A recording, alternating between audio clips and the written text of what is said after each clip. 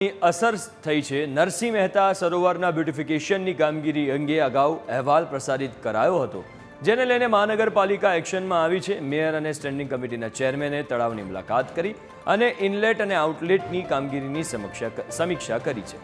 અધૂરી કામગીરી સત્વરે પૂર્ણ કરવા સૂચના આપી છે। પદાધિકારીઓએ આશ્વાસન આપ્યું કે ચોમાસામાં પૂરની કોઈ સ્થિતિ નહીં સર્જાય।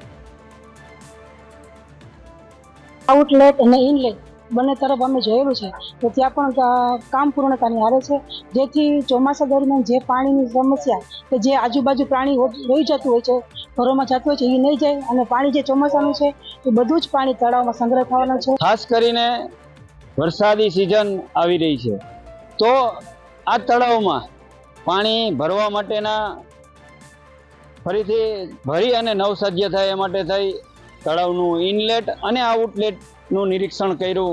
તળાવનું ઇનલેટ સંપૂર્ણપણે તૈયાર થઈ ગયું છે। ત્યાં નડતા ઓબ્સ્ટ્રક્શનને દૂર કરવાની પણ અમે સૂચના આપી છે।